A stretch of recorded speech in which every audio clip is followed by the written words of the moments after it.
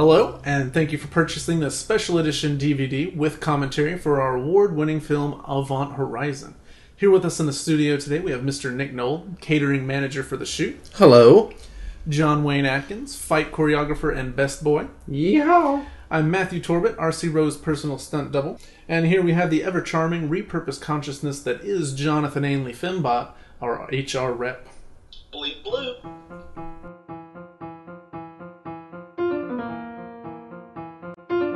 Now this is R.C. Rowe, our actor. We were very fortunate to have him join us for this project. You see, he missed his plane out of Nuremberg, which then went on to crash over the Atlantic Sea.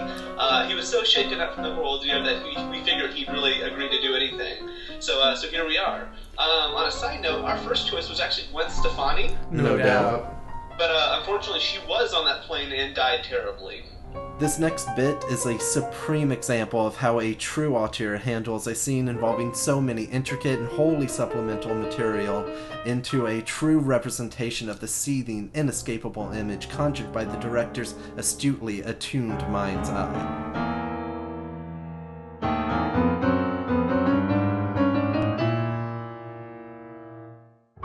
Now, on repeat viewings, it becomes obvious that each in the seemingly endless series of tubes presented is indicative of a stage of his recovery from the loss of his manly beard. Even with this blabbering over the film, RC's presence and acting prowess is clear. We were really going for a rather youthful, self-conscious rejection of classical cinematic form. It's a good way of looking at it. We were really influenced by such French New Wave auteurs as Jean-Luc Picard and Robert Zemeckis.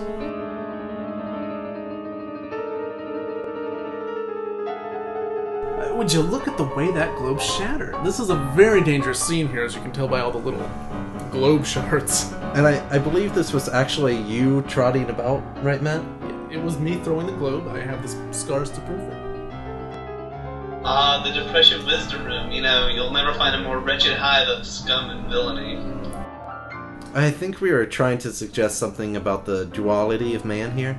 The white wizard Gandalf of Middle-earth once said, "Happiness can be found in the darkest of times if one only remembers to turn on the light."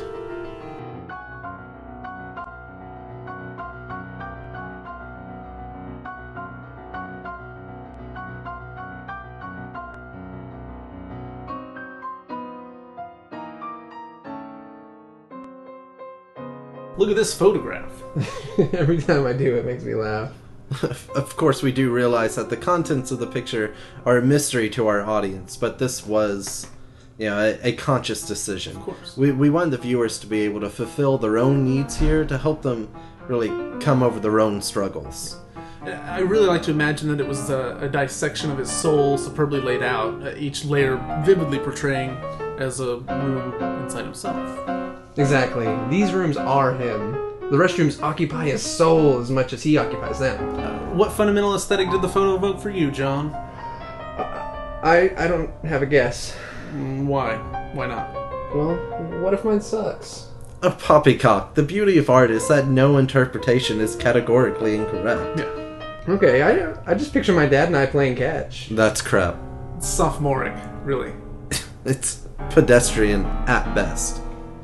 I feel like we're not congratulating ourselves enough on this, guys. No, yeah. Stylistically speaking, I really think we hit our mark on every note here. I mean, even that contextually speaking, we were just, this film is really solid. I mean, you know what, just speaking of speaking, I think we were superior, period.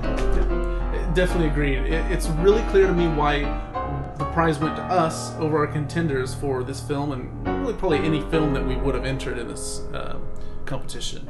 Yeah, I mean, it's really very clear that this comes so naturally to us. Yeah. Oh. Speaking of that, we didn't choose filmmaking, it chose us. So the audience should really just, let us do what we want to do, and they need to like it, regardless of their actual feelings on the subject.